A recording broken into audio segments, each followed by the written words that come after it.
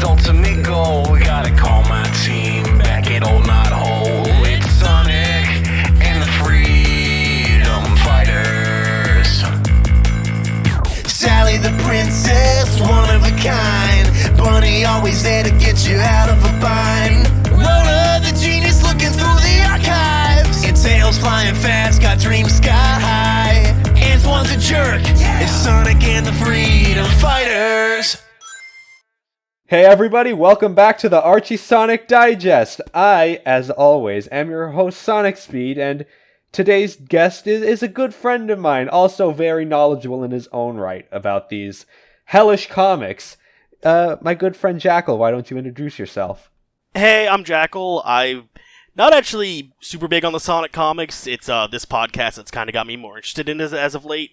My knowledge is more on the games, and actually it's really just the games. I've only watched a few of the cartoons. I love my boy Sonic.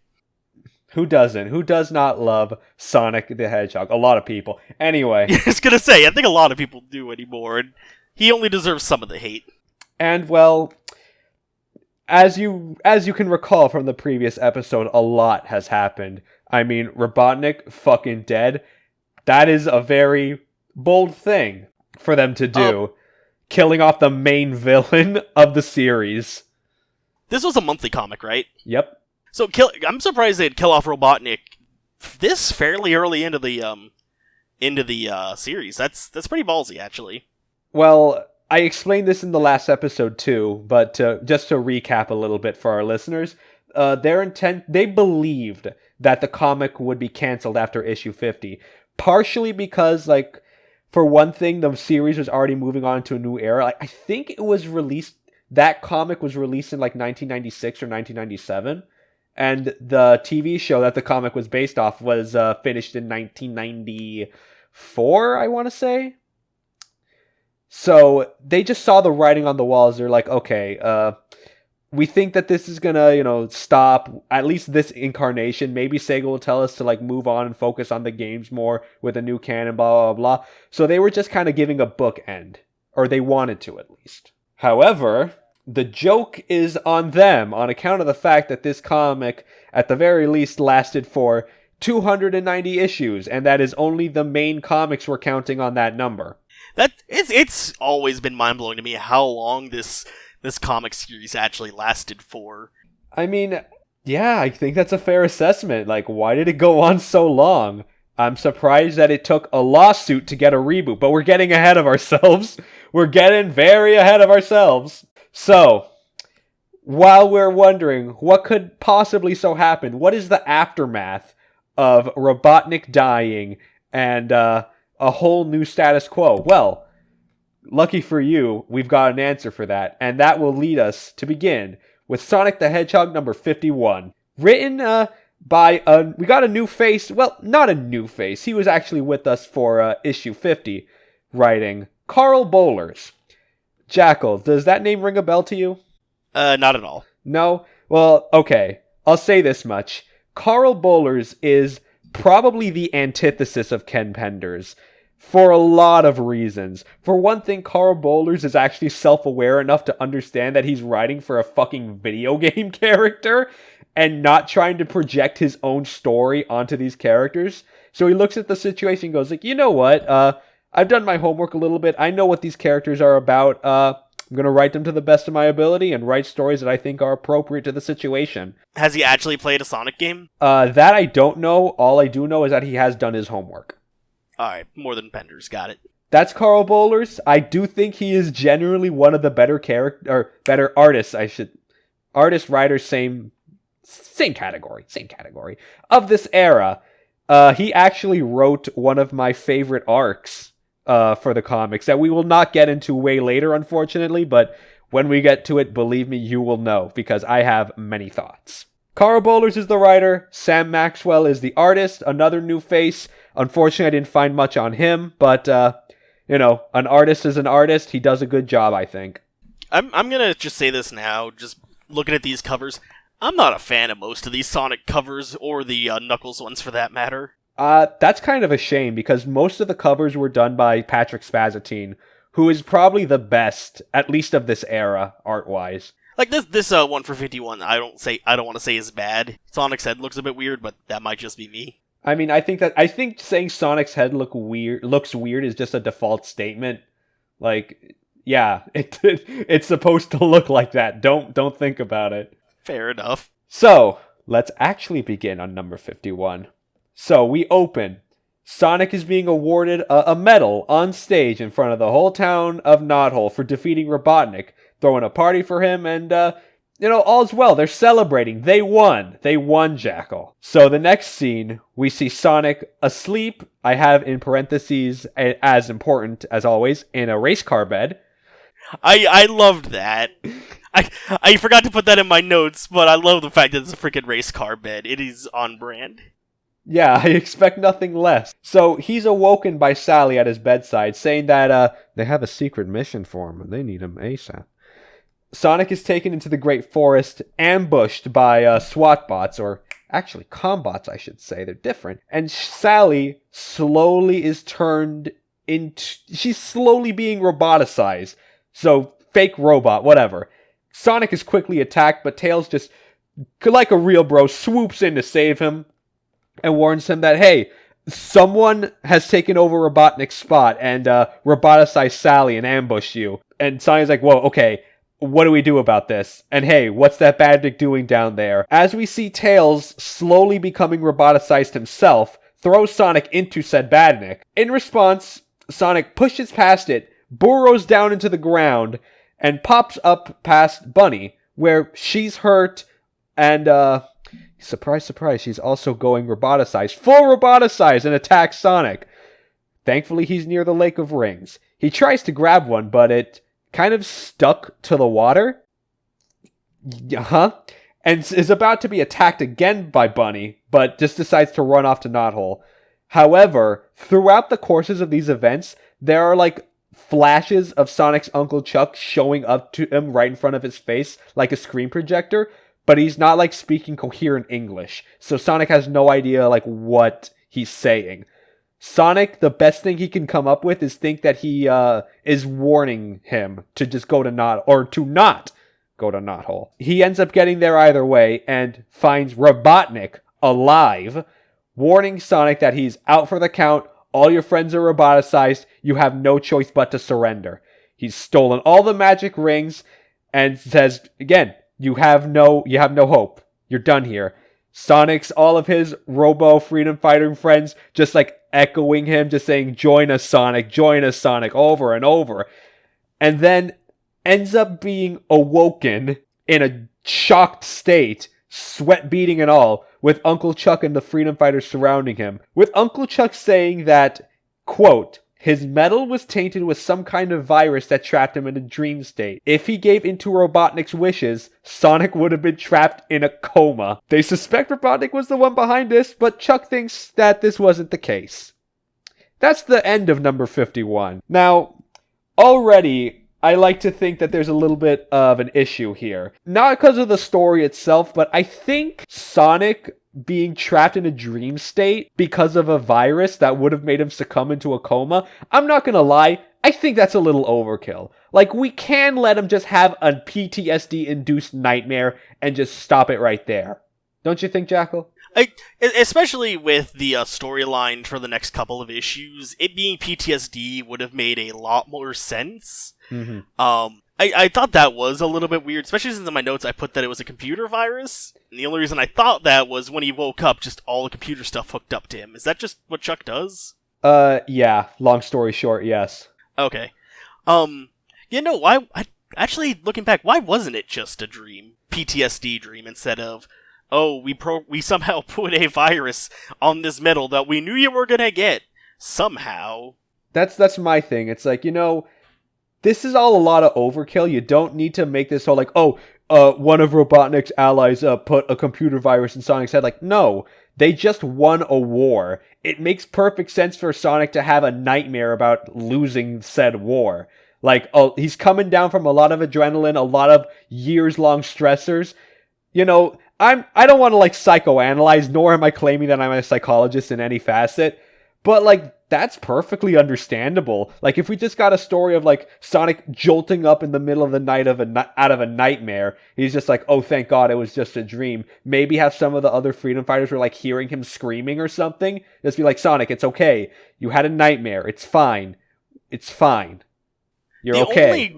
The only way I'd be okay with this is if later on it's revealed that it was, like, a mole in the Freedom Fighters who put that on him, to kind of put him in this mental state of PTSD, where originally he wouldn't have been like that.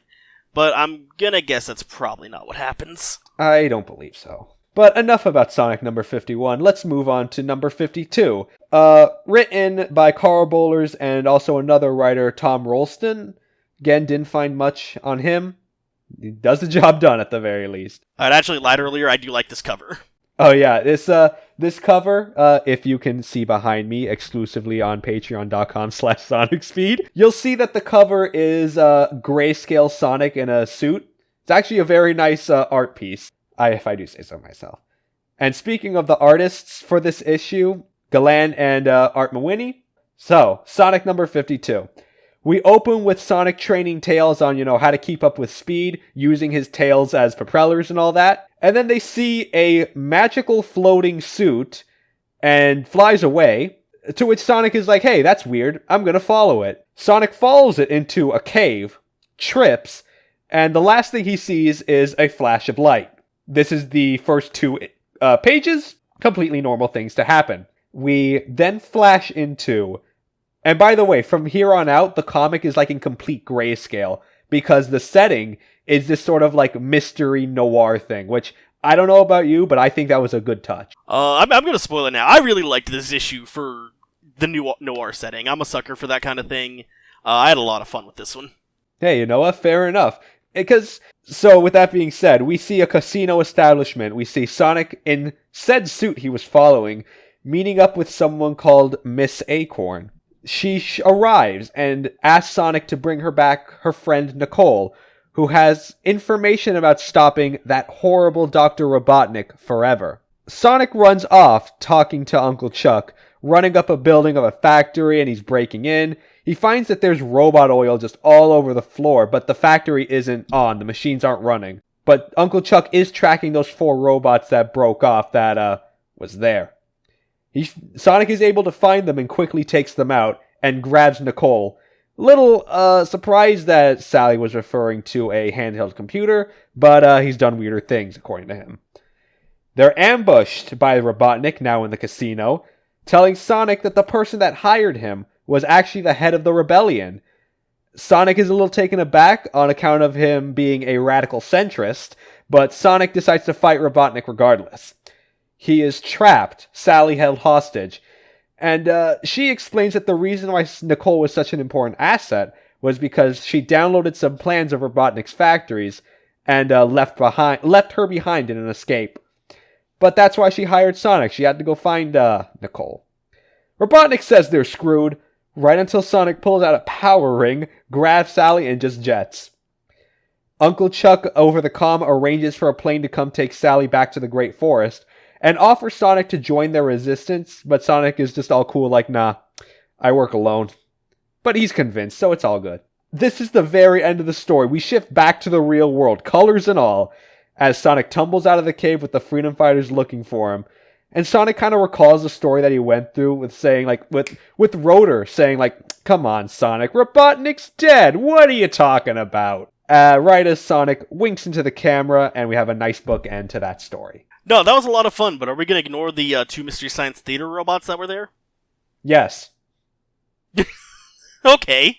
I figured you would have had more to say about that. I mean, hey, listen. They're very clearly inspired. A lot of these writers like to throw in fun references. Carl Bollers especially. Even in his case, he gets in a little bit of trouble for some references, but we'll get to that when we get to that. So, Story B.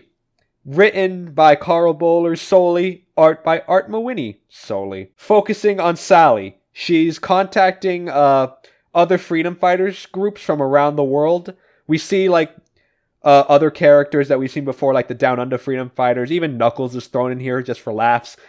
And she tells all the freedom fighters about the events of Endgame, and they concluded that with the destruction of the Ultimate Annihilator, it ended up causing small holes in reality to pop up, which led into alternate dimensions. And unfortunately, the signal becomes weak, Call cuts off, and just says, like, hey, really hope I gave him enough information to warn them. And that's end of 52.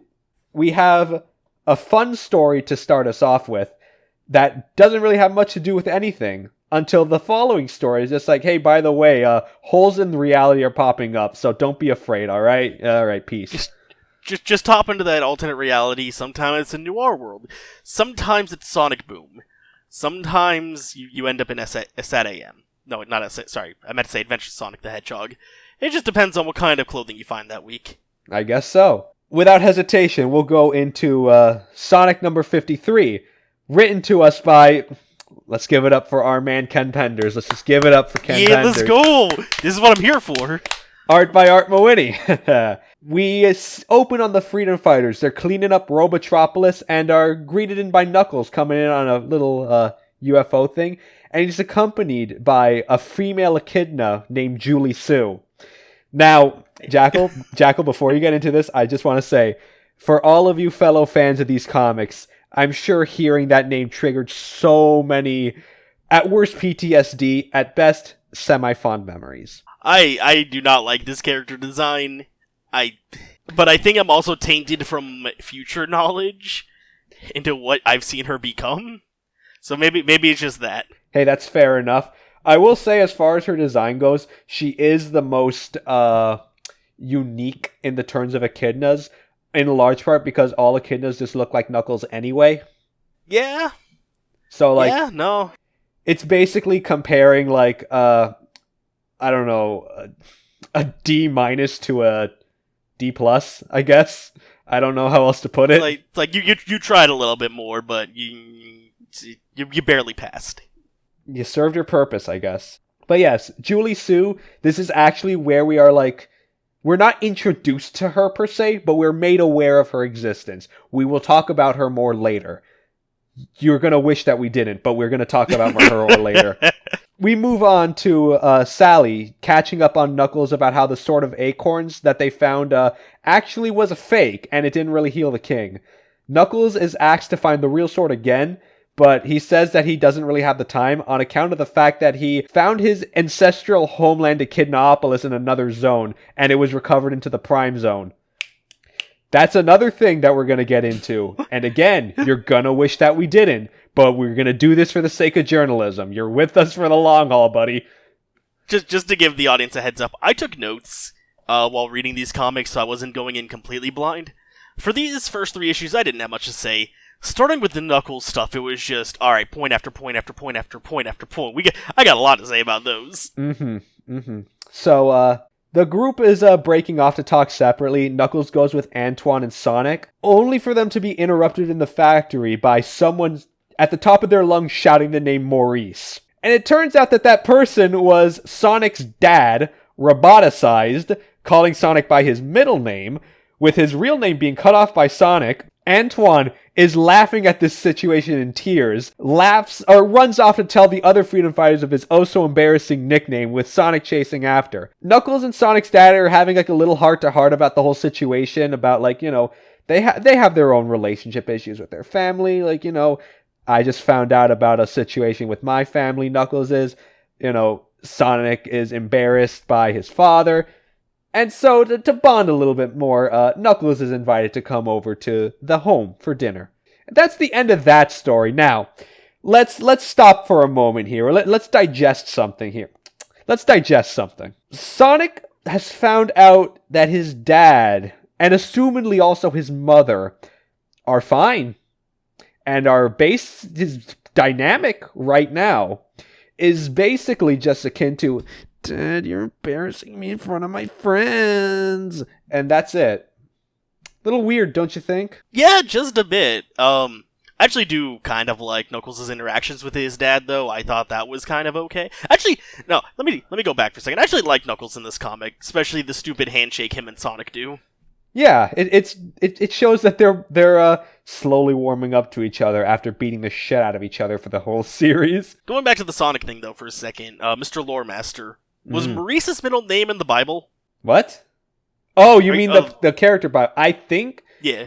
Was it? I don't want to say yes to that, but I would not necessarily be surprised. Do we ever get to learn what his first name is? No. Damn it. That is a harsh kept secret, because we don't ever find out his birth name, I should say, because later on in the series, he actually becomes what's the word? There is a phrase for it. It's a blank at my head. He becomes knighted by the king and is knighted as Sir Sonic, which is effectively the same thing as having his name legally changed. So that's some law for you kids. I'm not gonna lie, I'm a little disappointed. That's something that's gonna taken to the grave. So, story B, written by Carl Bollers, art by again Sam Maxwell. We have Sonic and Sally. We're overlooking Robotropolis. Sally kind of having a heart-to-heart with Sonic about how, we never really had the time to, actually think about the reality of the situation. We were kids fighting a war against a tyrannical dictator. How did we win? And also, my dad is still horribly sick, and I am still the de facto leader as a result. What the fuck, man? Sonic really wasn't helpful with this. He's not the guy you want to talk to for these kind of issues. Yeah, unfortunately, they're the power couple of this comic, so they gotta have scenes like that. And I don't blame them. This isn't a bad scene necessarily. It's good character inside at the very least. No, I do appreciate her characterization, and Sonic is in character. He just has he's just a speed guy. His legs go fast, not his brain. Exactly. And speaking of the power couple, ugh. We'll get to that. We'll get to that when we get to that. They don't need to know yet. No, that's not even what I was gonna get at. It's the next page with Jeffrey. I don't like Jeffrey. Look, I'm glad that you know Jeffrey already, because every guest I've had so far, I've had to explain the spiel, and it's not fun. Every time, it drains me more and more. So at least I don't have to do that with you. Hooray! So, one thing that Sally's bringing up is that the Robians that have all gained their sentience, they want to go off and form their own colony on account of the fact that they don't really believe they can fit in among regular Mobians anymore. And keep a pin in that, guys. Just keep a pin in that. We're going to get back to it. I promise. That laughter is not very helpful. The man of the hour, as you said, Jackal. Jeffrey St. John shows up and warns the both of them that Dr. Quack is about to launch a probe into the Zone of Silence to find a cure for the king's ailment. And right at that minute, I'm talking one panel he's explaining that, the very next, we see an explosion in the background. Basically, the probe went extremely haywire. Dr. Quack, Rotor, and Uncle Chuck were knocked out by the explosion, which in the process freed Ixis Nagus, who was a troll wizard, let's call him, and Kodos, the king's former warlord, with Ixis Nagus claiming himself to be the rightful ruler of Mobotropolis. Sonic is just no. He attacks the both of them and tries to grab Sally and escape with Jeffrey, distracting the two of them. However, a third who escaped with them, Uma Arachnis, knocks out Jeffrey cold, so they have to double back for him and make their way out to the secret tunnels of Mobotropolis. And they're back at Knothole. The Freedom Fighters are talking with the king. They're asking him about what's the deal with this troll guy, Ixis.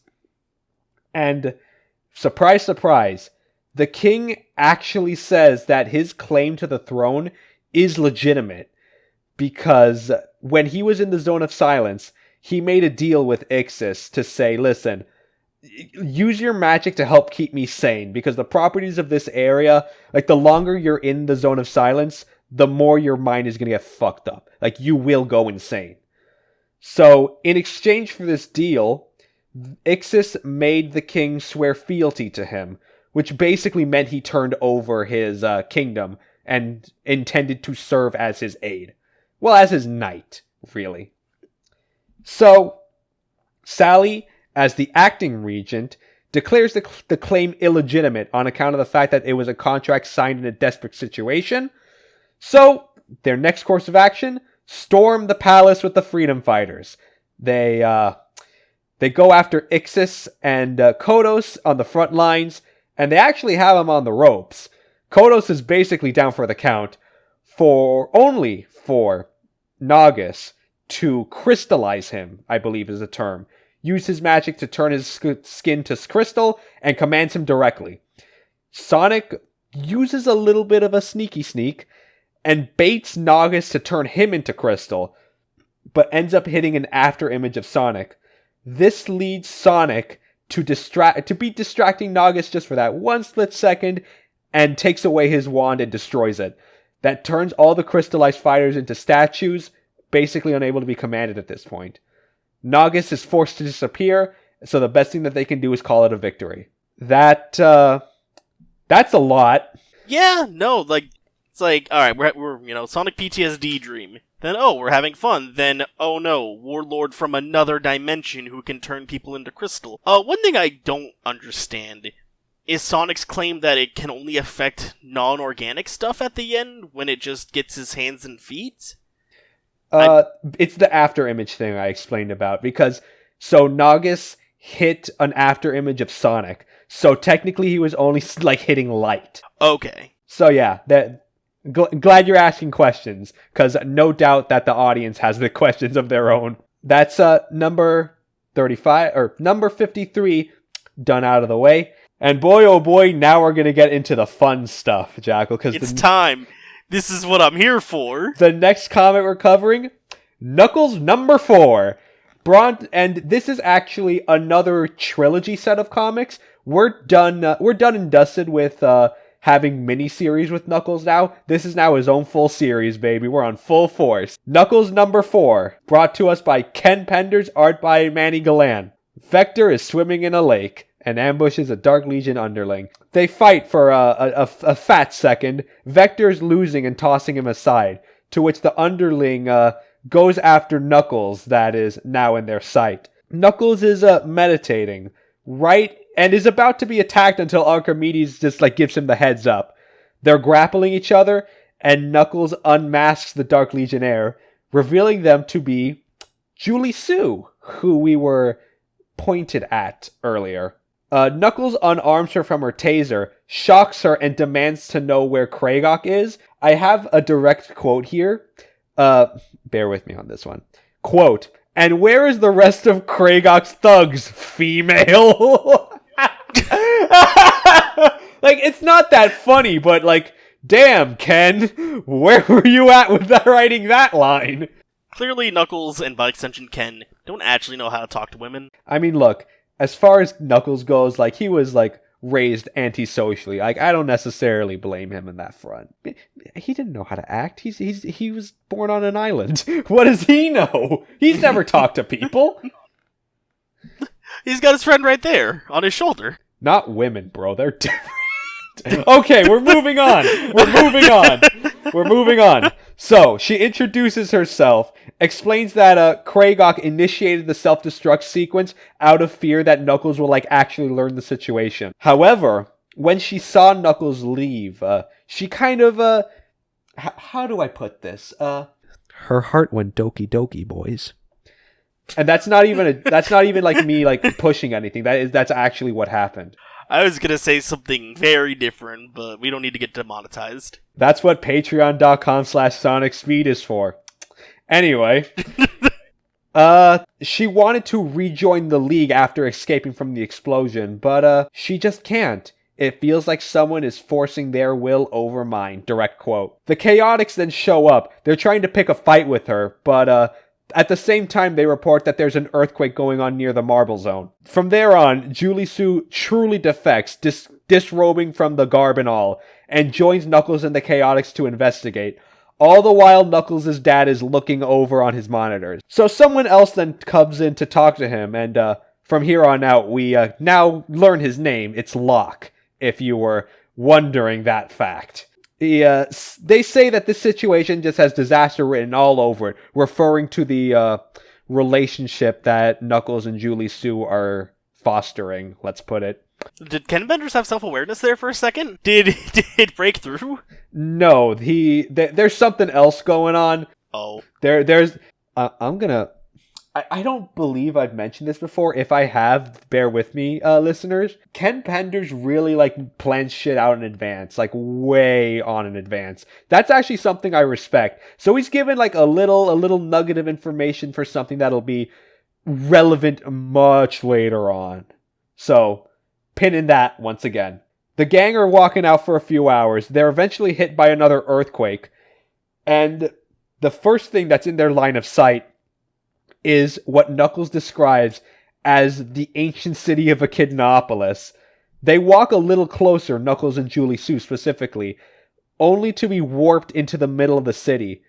And then out of nowhere, Knuckles' mom calls out to him, with Knuckles being surprised that she's still alive, as his dad told him that his mom was gone. And for the record, Knuckles actually does clarify this. He says that Knuckles' dad actually never said she was dead. She just said she was gone. Sneaky, sneaky. That's some nuance that was a little unnecessary, but thank you.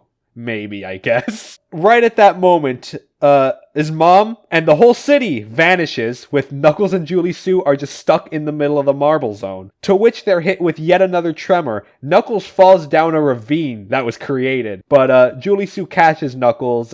By the way, their whole back and forth, Knuckles and Julie Sue, for this comic is just like Knuckles, I don't know, undermining her, I guess is the best way to put it.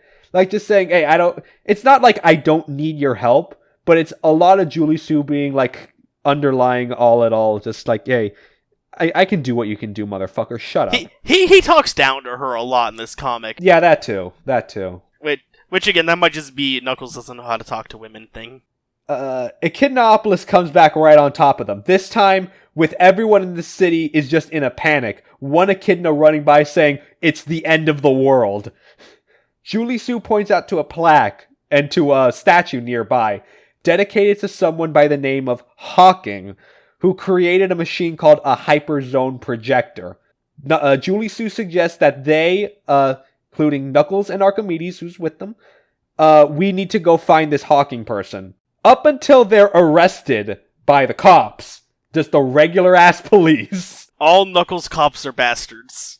Which, ends Knuckles number 4. For the next of this trilogy, Knuckles number 5, we open with Locke just talking it out with another Echidna. We don't know who it is specifically, but Locke is just wondering what Knuckles' mom, who is referred to as Laura Lee, is telling Knuckles right now. Oh, this is a very important thing I need to point out. This scene of Locke talking to this other Echidna, it is I'm not exaggerating. It is the same drawing, copy-pasted 6 times over with different dialogue. Okay, I'm glad you said that, because I'm staring at this, I'm like, wait, no, there's no way they didn't do this. There's no way they'd be that lazy.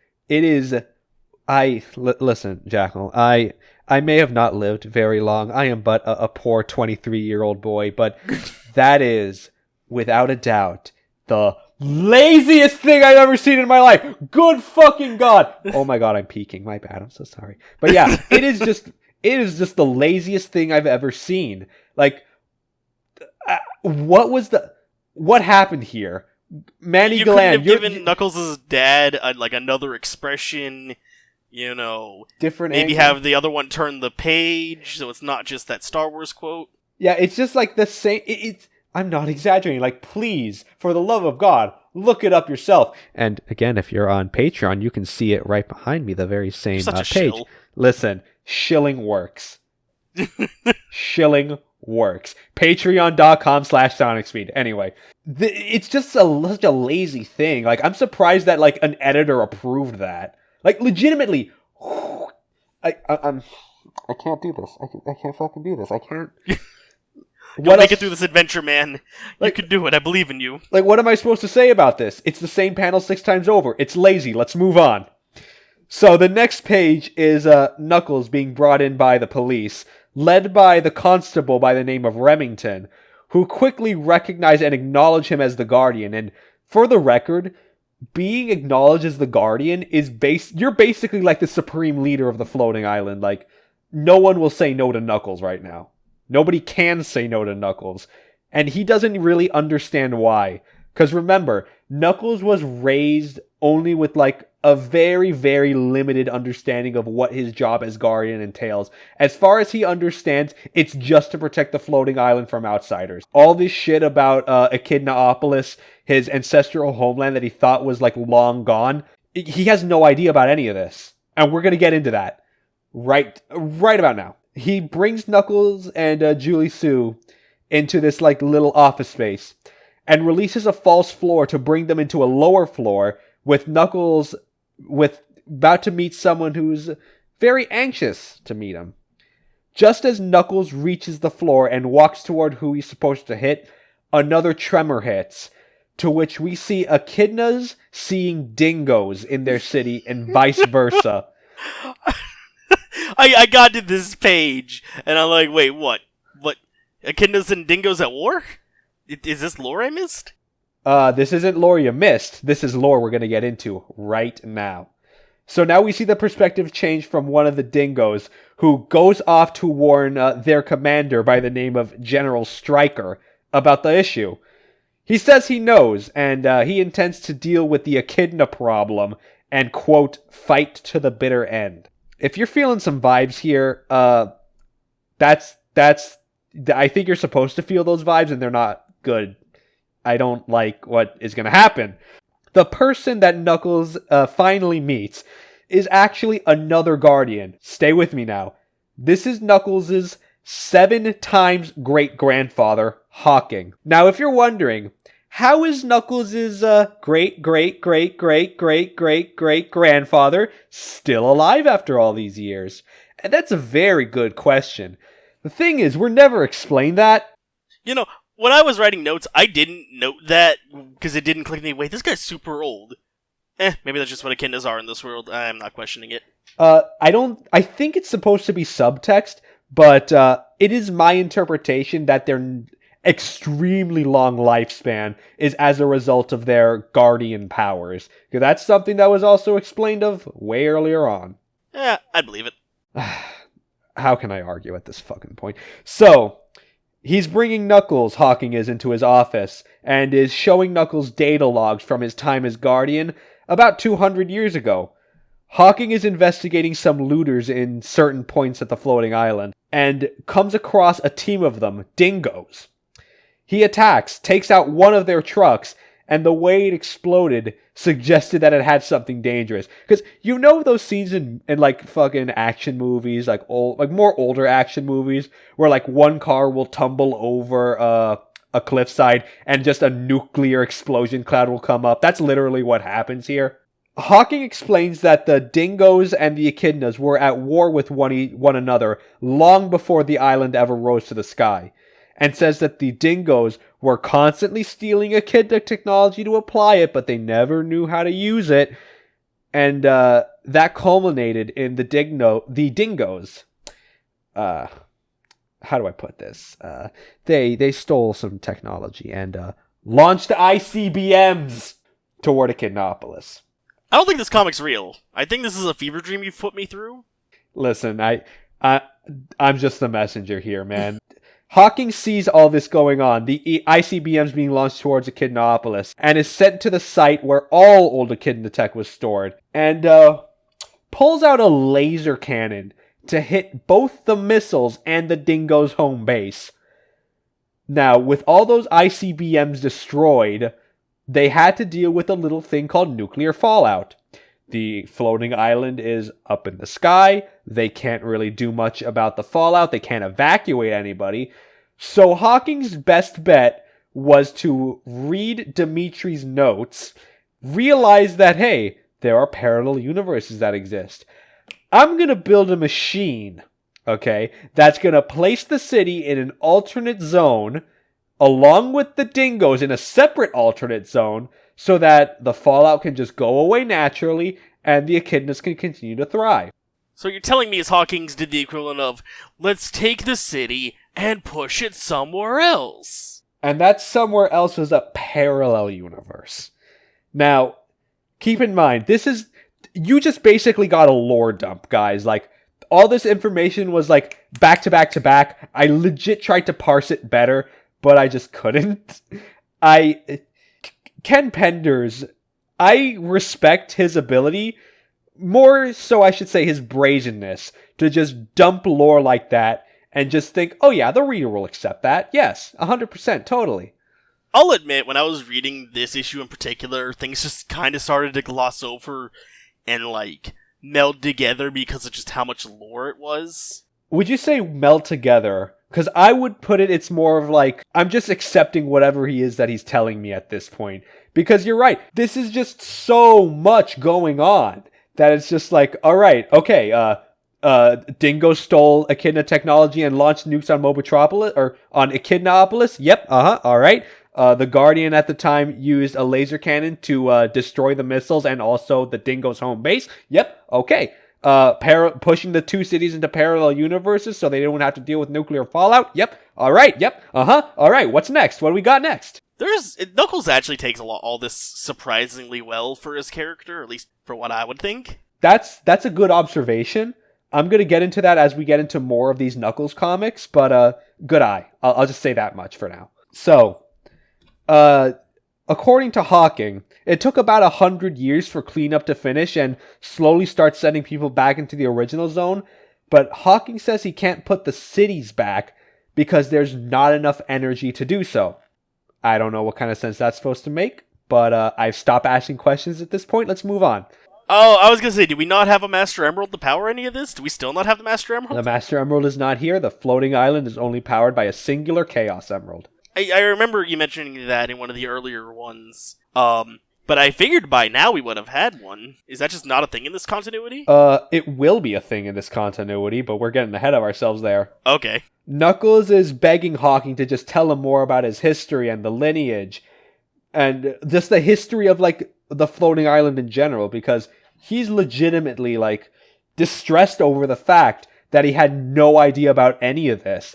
And all Hawking can really tell him is, like, listen, Knuckles, you're one of the Guardians, yes, but you're a little bit more than that. There's a little bit of a situation with you. Quote, of all the Guardians, you're the most special, for reasons I cannot go into, and for reasons you're not ready for. That's something I want to comment on real quick. I got really tired of people telling Knuckles, oh, you're not ready to know, you're not ready to know. It's like, well, if he's the most important, you probably should get him up to speed, assholes. I mean, in their defense, they are doing the best he can. Like, they're basically, like, dripping information onto Knuckles, and of course he's gonna want to know more, but it is frustrating for them to just, like, put their hand in his face, just be like, no. Time's not right yet. Like, yeah, I get it. It's dumb, it's frustrating, you're dragging out something way too long, but I get it, I guess. It does keep the lore dump from being longer, so, I guess I'll take it. On that note, another tremor hits. Remington is now getting Julie Sue, saying that the Dingoes are attacking a housing complex and they need backup. One of the hostages being Knuckles' mom, and they need a representative of the Guardian to be there, and Julie Sue is the closest thing. How did they get her so fast? I'm like, we just saw her a couple, not that long ago, and it's like, oh yeah, we got Knuckles' mom. Okay. I mean, I think it was just a coincidence that she was there. They just targeted a random building, random acts of terror. It's brutal. It's harsh out there, man. Knuckles and Hawking recover from the shockwave and see on the monitors that the Dingoes, like we said before, they have Knuckles' mom hostage. And with Hawking just looking Knuckles saying, boy, hope you're ready to handle this problem. That's the end of number 5. With no hesitation, we'll lead on to number 6. The Chaotix, you're wondering what they were doing? They're just chilling this whole time. They were hit with another tremor. We then see the Dingoes with the hostages. Knuckles in the background, like, rearing to strike, like he's pumped to fight. One hears Knuckles rumbling about in the building. He goes on to check the noise, to which Knuckles' response is just immediately beat the shit out of him. Like, just fucking kick his ass. Knuckles charges in. One of the hostages by the name of Windmacher, or Windmacer, I don't really know how to pronounce it. I've never said these names ever in my life until this podcast. So you're learning with me, guys. He gets up and tackles one of the Dingoes as Knuckles is fighting. With everyone taken out, Laura Lee reunites with Knuckles, and the previous guy, Windmacer, is Laura Lee's partner. I want to pause on this guy for just a second. Mhm. He mentions he played varsity football, and now I just kind of want a football game starring Knuckles and only Knuckles. That's a lot. When you mentioned that, the first thing that popped in my mind was like that one SpongeBob scene of Squidward imagining himself as a football player, except with like Knuckles in a football like jersey and helmet. Like, oh, that's a very vivid picture. I should have someone commission that. Make it happen, Sega. I'll pay good money for Knuckles football game. We see more dingoes are coming into to the situation. They see everyone knocked out. But right at that moment, they fade out of existence, with Remington being ordered to come back to HQ. Hawking is seeing all this on his monitors, with his fires and assistant, it's spelled D-E-O, Deo? Dio! That's what I was trying to avoid. I wrote in my notes, Dio? No, wait, wrong spelling. Yeah, he pops in and asks about the problem. He says Hawking is saying that the dingoes are not necessarily responsible for the energy fluctuations, but is getting in touch with Locke about it anyway. Locke is confirming from the outside that the zone barriers are slowly breaking down as a result of the alternate annihilator self-destructing, and that's also why the Dark Legion came back, because they were trapped in an alternate dimension too. You can't just solve all your problems by putting them in alternate dimensions, guys. I mean, I guess it did for long enough. Yeah, but like now that this happened, all these alternate dimensions are ruining everything. Interesting note you bring that up. So as a result, the zones that Echidnaopolis and the dingoes are residing in actually exist in the same spot in time, but not in space. It's, how do I describe it? It's like 3 layers, okay? You have the main prime zone on one, you have Echidnaopolis on another layer, and the dingo territory on another. They're basically existing on top of each other at the same time, but because they're separated by the zones, they can exist separately. But because of the zone barriers are being broken down, now everything is sort of like mishmash colliding into itself. I'm kind of reminded of, I think it's Crisis on Infinite Earths, where the DC Earths kind of did the exact same thing. I might be getting my comics wrong. I mean, when did Crisis on Infinite Earths come out? Like, it would have been before this. Like, yeah, I was gonna say, because it's like, I would not necessarily have been surprised for Ken Penders to be inspired, but I mean, hey, that is an interesting concept. I will give him that. Yeah. Knuckles, Laura Lee, Julie Sue, and Windmaker are brought into HQ and they're left in Remington's office while he's dealing with evacuating all the civilians. Laura Lee explains to Knuckles she never actually got to be part of raising him because he was a future guardian from birth. She explains that she did know the deal, that because Knuckles was going to be a guardian, that his dad would be primarily like training with him and teaching him his basics, but she had like no say in him.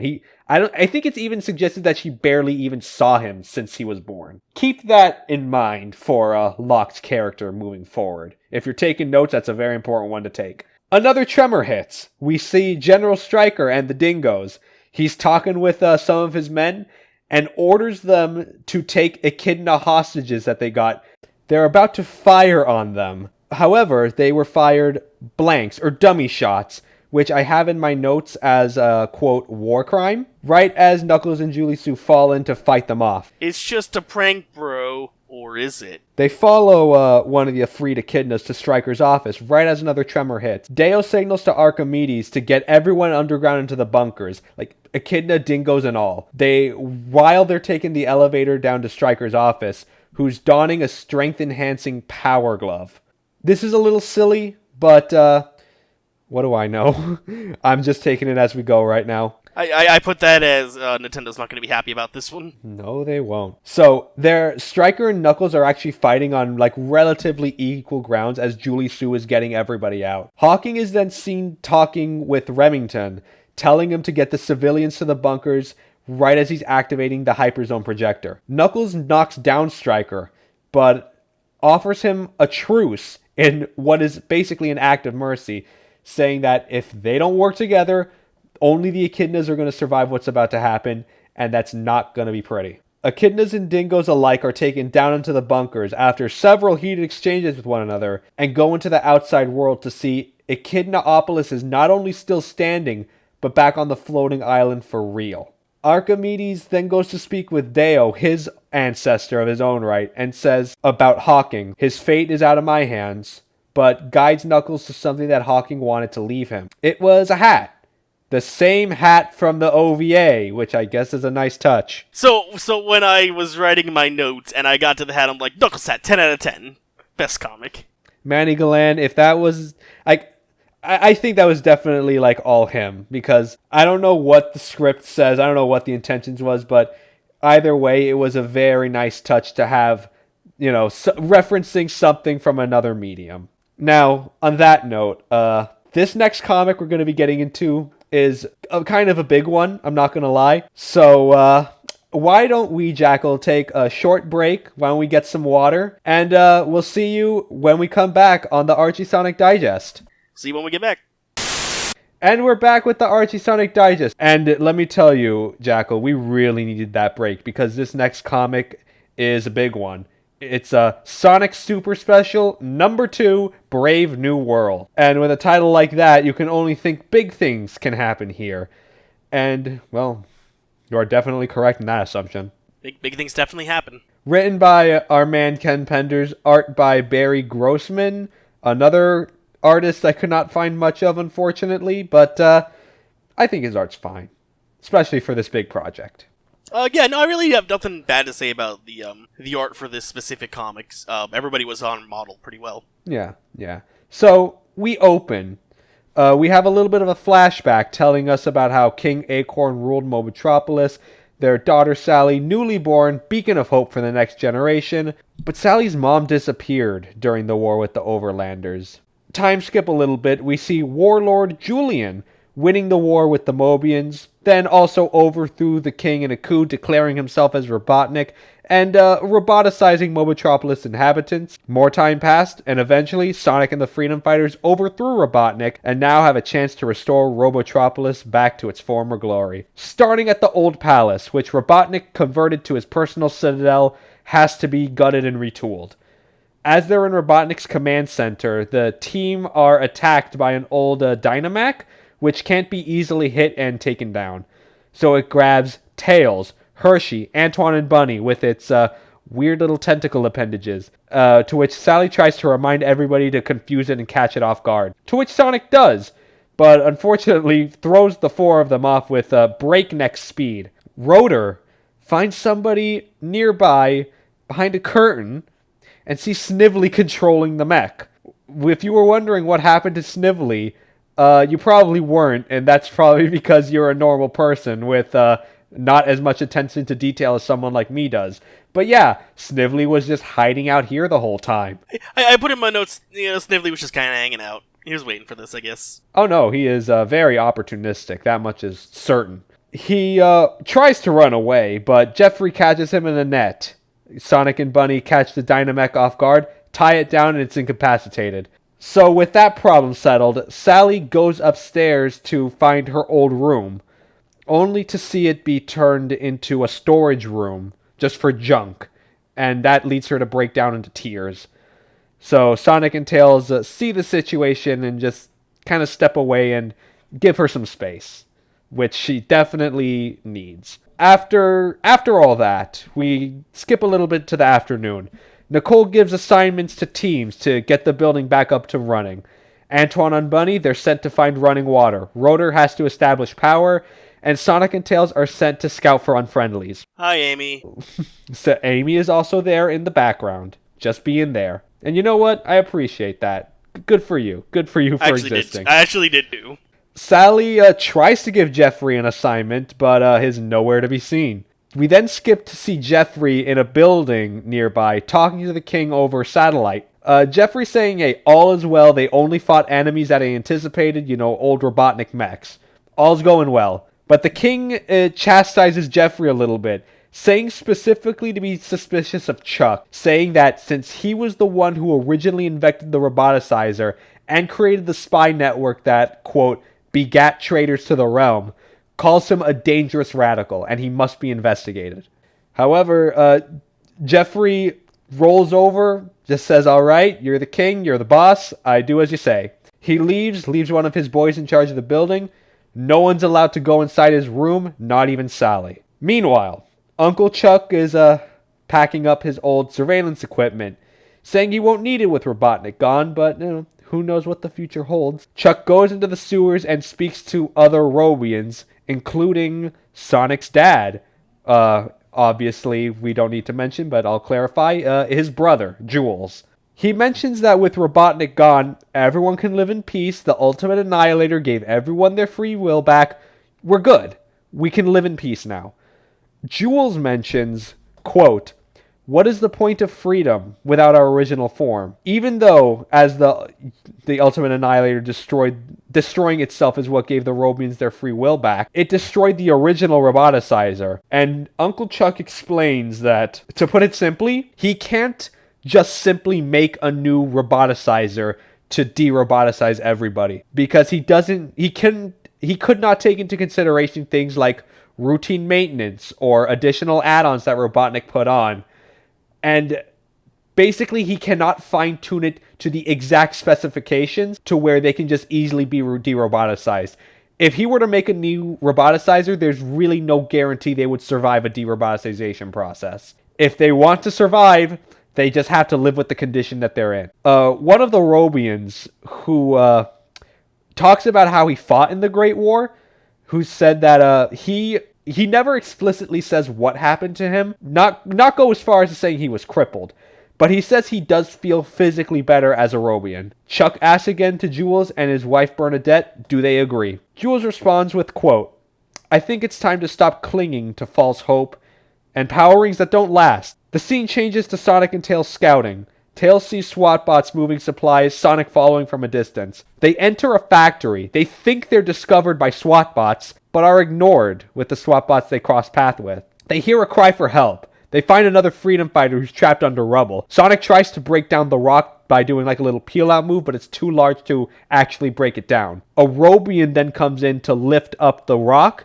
and frees the freedom fighter. They're all good. Sonic does recognize who this guy is and sees them from the cave that he emerged in, a lot more Robians, his Uncle Chuck included, and also his parents. Sonic is pissed that Uncle Chuck kept his parents' survival a secret from him. Angry, he runs off. Sonic's mom asks Tails to just go catch up to him. He needs a friend right now. Now, if you're thinking about all this and you're thinking, hey, wait a minute, didn't Sonic meet his dad in an earlier comic? Yes, he did. He did meet his dad earlier and seems to have a relationship established by that point.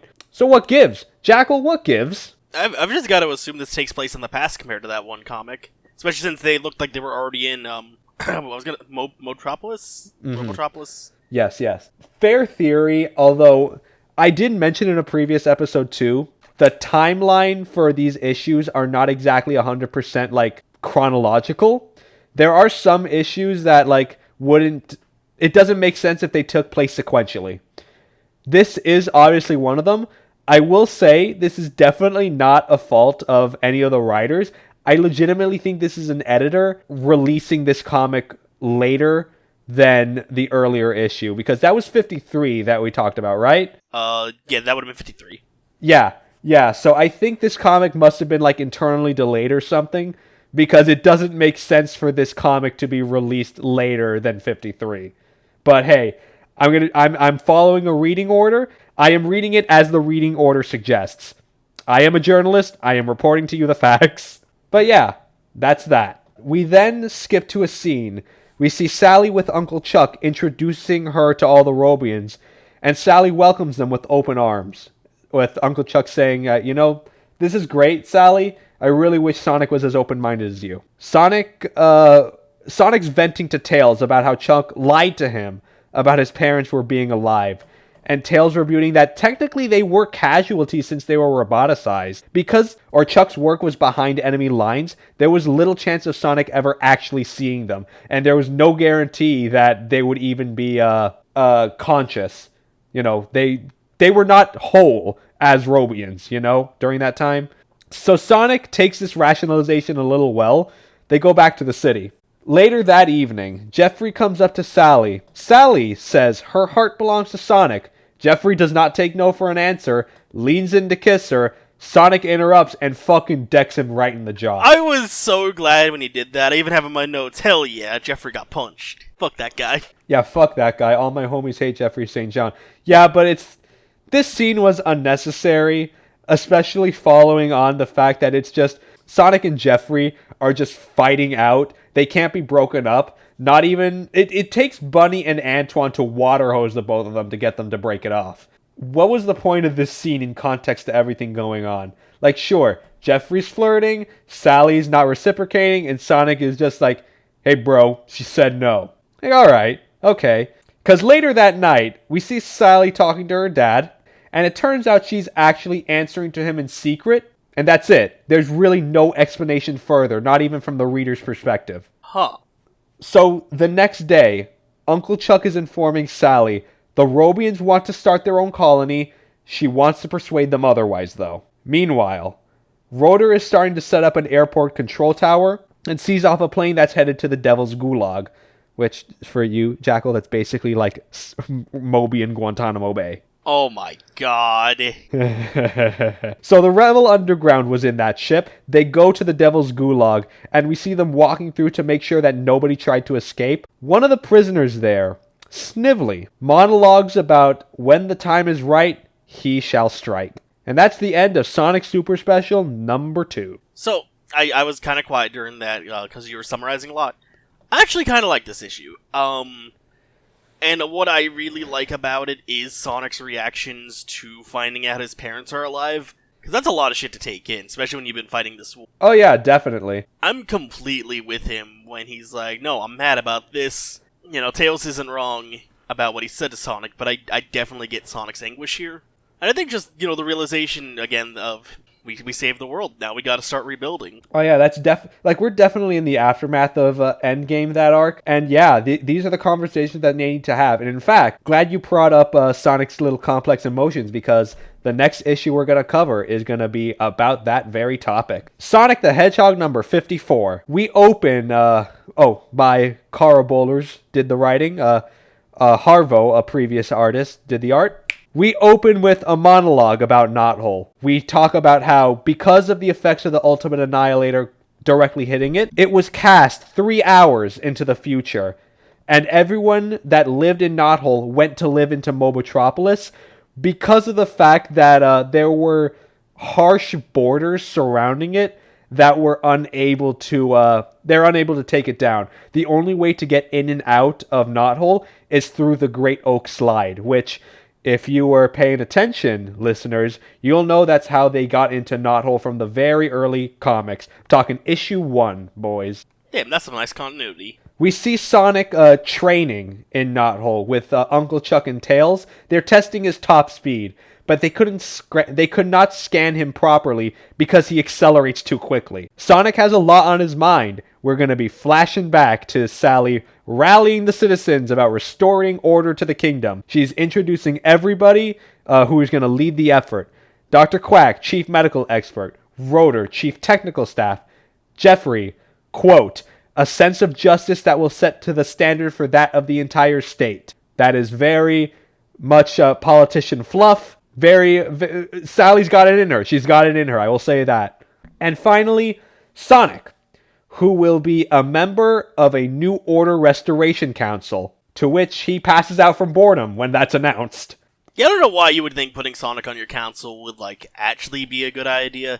As we mentioned earlier tonight, that boy ain't a thinker. I mean, I'll give her this much. It's definitely strategic, because let's be real, Sonic is, the guy who killed Robotnik. He is the war hero's war hero. So for him to lead up, a peace commission makes perfect sense PR-wise. I guess. I feel like he should have had what they gave to Jeffrey, because I feel like that's just a better fit for him. I mean, I think a better fit for Sonic would just be, to be given, a meaningless title. That was my other thought. It's hey, here's your role. You don't actually do anything. Yeah, you don't do anything. Just show up around town every once in a while. Smile at people. Maybe help out grandma crossing the street. Do little things like that to restore confidence in the people. Do what they did with Captain America in the first movie. I see. See, but yeah, not saying that this is completely pointless, but the fact of the matter is Sonic is very bored at the circumstances. Meanwhile, the Rebel Underground is delivering cargo to the Devil's Gulag for an unsaid purpose, and that was just one page, we move on. Sonic is woken up by Tails, to which Uncle Chuck gives him another tool to track his speed, while yet again his mind begins to wander. Sonic remembers that Knothole will be a perfect place for the Robians to live in, while in peace, while they're figuring out how to integrate them back into Mobitropolis. We cut to a scene. Sally's going into the castle to talk to her dad. Sonic ends up running into her while she's talking to Uncle Chuck. Sonic doesn't really hear what they're saying, but the dejected look on Uncle Chuck's face tells him that she could not convince the king of the plan to keep the Robians in Knothole. So, a little dejected, a little upset. He's just, continuing on with the test. Back to the Devil's Gulag. Snively is overhearing from the Rebel Underground that Naugus was freed from the Zone of Silence, a fact that interests him greatly. Later, Sonic, Chuck, and Tails we note that the results from the last test are yet again inconclusive on account of the fact that Sonic is just too dang fast. And flashes back yet again to him complaining sitting on the council. He's just walking through town, kind of bored, honestly. Sonic runs into Rosie, who's Sally's old caretaker, if you don't remember, with some kids, kind of playing, they're just playing a little hero game. And Sonic sees this and ends up venting to Rosie about, honestly, how bored he was. He felt like he was doing something with having to fight Robotnik all the time, but now that he's gone, it just feels like nothing's going on, and he feels like his purpose has been exhausted. Let's put it like that. To console him, Rosie talks about how the importance of making a difference, and ultimately, the only difference is the one of the actions you actually take. In a way, Sonic did make a difference. He got what he needed. And it's fair that he's bored. That's another important fact. It is perfectly fair and understandable that Sonic feels like he's just bored. He doesn't wish for Robotnik to come back or anything.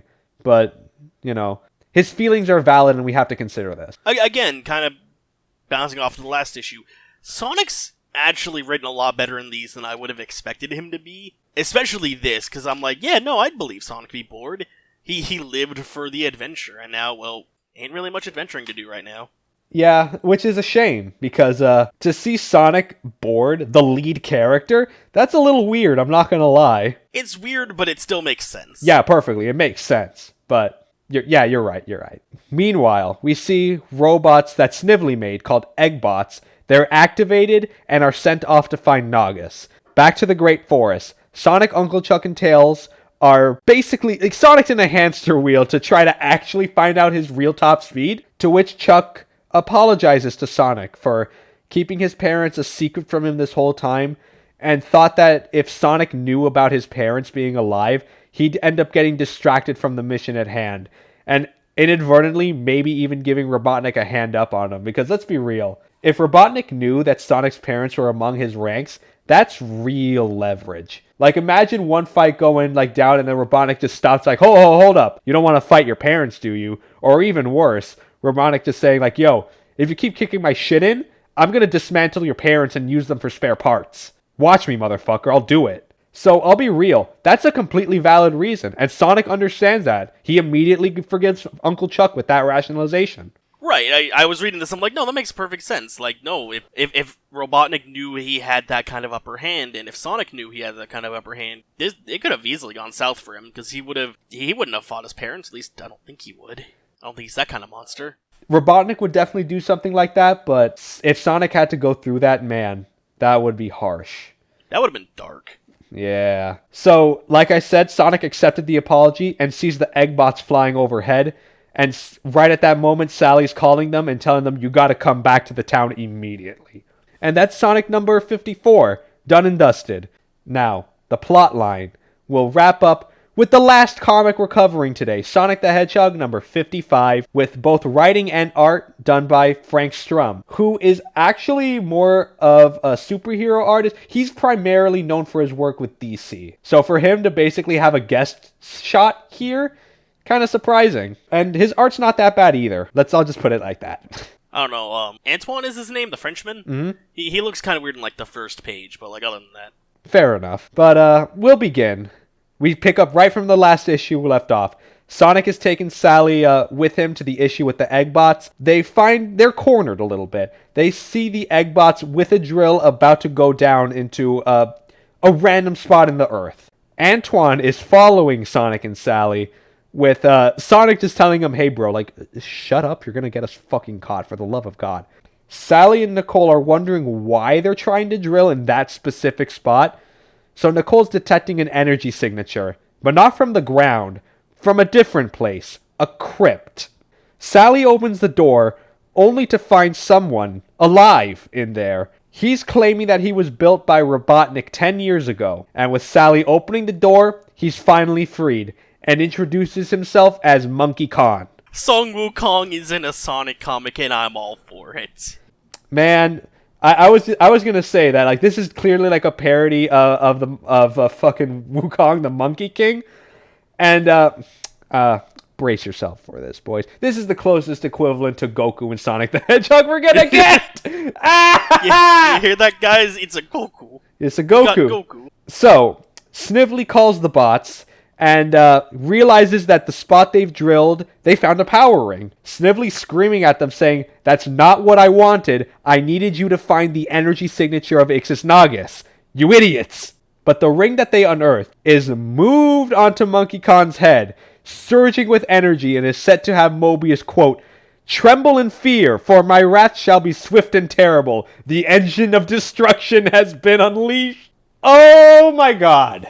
This writing is impeccable. Like, I gotta say. I love it. Not even the writing, like the dialogue, I love it. Like, I'm not even being, like, facetious with you guys. Like, I genuinely like this. It's bad. Don't get me wrong. It's bad. But I love it. Oh, but it's fun. It's a lot of fun. Yeah. Monkey Khan quickly takes out Snively's Eggbots, including the drill, and Snively responds with just sending another squad in. Sonic overhears that he was a cyborg built by Robotnik, and that's enough for him to fight him. But before Sonic can actually, listen to reason, Sally tries to explain that he rebelled against Robotnik and was actually on their side. Because the reason that he was locked in the first place was because he was too strong for Robotnik to deal with. So Omega before Omega was Omega. Yeah, I think, yeah, that's interesting. That probably means absolutely nothing. It means nothing. It's definitely a coincidence, but, like, that's a hell of a coincidence. Getting his attention, Sally is then kidnapped by Khan, saying, quote, "He has been alone for far too long. Do not think about that any further." Sonic and Antoine chase after, and are ambushed by the second Eggbot wave. They both fight them off, with them having a conversation about Sonic being unable to communicate properly, and the dude's always just looking for a fight. They're cornered. Right with Sally and Khan, she explains to him that, hey, bro, you probably shouldn't be, like, kidnapping potential partners. Like, that's not a good first impression. Like, it's not cool, man. It's not cool. Monkey Khan is like, oh, yeah, that's a good point. My bad. So he doubles back around, shoots the bots that cornered Sonic and Antoine with lightning, basically as an apology. With all the bots eliminated, Snively backs off. Monkey Khan apologizes for acting out, and he just leaves to enjoy his freedom on his Nimbus cloud. Does he get to come back after this? Yeah, he's a recurring character. Let's go. Yeah, Goku. I like Goku. I like me some Goku. He's gonna go Super Saiyan. Super Saiyan Goku. So, we still have another story. Both writing and art done by Carl Bollers. So, we see some Mobians harassing a Robian. Uncle Chuck comes in to, like, help her out. These Mobians were claiming that she was, the Mobians were attacking this Robian because they saw her going into Robotnik's old lab, which made them assume she was a spy. However, she claims she only went in on a dare. Then Uncle Chuck says, "All right, everybody, let's calm down. Let's go to Sally. Let's settle this matter there." They go into the castle. They ask to see Sally. She's out on business until the king decides to get up, who, keep in mind, is still like 75% crystallized. So he stumbles in, just says, "Hey, I'm the king here. What do you have to say? Let me judge." They explain the story. They explain the situation. And he says, "Okay, I see. I have made a judgment. All Robians shall now be dismantled, starting with Uncle Chuck, because he's the reason Robotnik took over the coup. Jeffrey tries to talk him out of it and just is like, hey, Mr. King, man, like, that's a little drastic, don't you think? To which Jeffrey gets whacked by his scepter. Very strong, like, the man flies to the other side of the room, passes out, he's passed out, and in a rage, the king is lashing out about why his power is constantly being undermined. I am the king, I am the one to be listened to, and passes out from pure exhaustion right as Sally and Sonic walk in. That's enough to catch him, and thankfully he's carted off to bed. Right then and there, Knuckles calls in and asks for help on some trouble on the floating island. And said trouble will be in the next issue of the next episode of the Archie Sonic Digest. That's some mood whiplash, going from, hey, we're having fun with the Monkey King, to, some racism. It's a lot more than just from racism, man. Like, oh man, racism, or a little bit of classism. Like, ooh, this isn't fun. Like, I like, this is some interesting social commentary, but man, a little too real for my taste. No, especially, with the shit going on right now, the stuff we've talked about. Yeah. Shit's whack, man. Yeah, it's unfortunate. But, yeah, that was all the comics that we have covered for you today. Do you have any final thoughts, Jackal, on this mess? There was some legitimate good in here. Again, I think, if you take away the computer virus thing from the first issue we read, Sonic was written pretty well, considering everything that's been going on. The Knuckles stuff is hilariously bad. That shit's fun. Oh no, the Knuckles stuff is like mimetic in how bad it is. Like, I firmly believe that there is more good than bad in these comics, especially even in the Ken Penders era. It's just that we hear so much more about, like, again, the Knuckles stuff that kind of taints the rest of the experience. There is a lot of, like, conversation to be had about how, like, the effects of war and child soldiers, even. We'll get into that into some future issues. Jesus. Yeah, it's not pretty. I wish the main games would give, maybe not this much characterization to Sonic, but, like, actual character again. Oh no, how everything else affects him. I agree with that sentiment, like, 100%. Like, the games nowadays do lack the characterization that these comics have, which partially is the reason why a lot of fans want the comic writing team to write the games. Because, hey, let's be real, there is a lot of characterization in these comics, and I appreciate that. A lot of people sure appreciate that. And that's something that would be a nice change of pace from the games. This writing team, however, I think they got something good going on for them. I really do. It's just that a lot of these concepts are never really taken to complete fruition. It's unfortunate. I don't really know what it could be. But yeah, a lot of great concepts here. It's just that the execution is, like, a little lacking. But with that being said, we are introduced to, like, a lot of great characters that will become staples, like Sonic's parents, Monkey Khan, who we previously talked about. These are characters that moving forward we're going to be seeing a lot more of. And I genuinely am excited for that. I think the idea of Sonic's parents being around is an interesting one, especially in this continuity. It's like, well, yeah, my uncle's been a robot this entire time, and now I gotta deal with the fact that my parents are not only alive, but are also robots.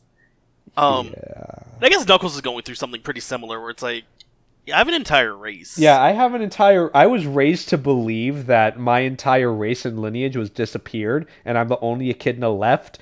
Why is there an entire city where there are echidnas? Why is my mom here? My mom is alive. Who's this girl? Why do I feel things? What's going on? Like, there's I'm not even gonna, like, obviously Knuckles is a big meme, but at the same time, I feel like there could have been something here. Maybe if Ken Penders didn't play it as straight, or maybe if he didn't go as weird with some of the concepts. It definitely would have been a lot better received, I think. But you see, I don't want to trash on the guy. Like, that's not the point of this show. I'm reading the comics. I'm giving my critiques. If they're positive, negative, so be it. Yeah, I mean, I'll admit, like, obviously, as I mentioned earlier, I did read the comics. Most of what I know is secondhand, which means most of what I know is negative about Ken Penders. But even I'll admit, some of the stuff he's written here, I legitimately enjoyed. Yeah, It's almost as if nuance exists in this world. Really? Yeah, man. And with said nuance, that will lead us into our next episode of the Archie Sonic Digest. And to give you guys a teaser, then we have a very special comic, a pretty infamous comic. To give you a hint, one Linkara reviewed this comic a couple years I've ago. seen this. I didn't know it was that time already. Even I know that one. And I'm sure you'll be enthralled to hear our thoughts. Panic. And thanks for listening to this episode of the Archie Sonic Digest. Be sure to subscribe to us on YouTube. Support us on patreon.com/SonicSpeed. You can get a video version of the podcast, bonus episodes, content for pretty low prices, in my opinion. And we'll see you next time. Yeah, bye-bye.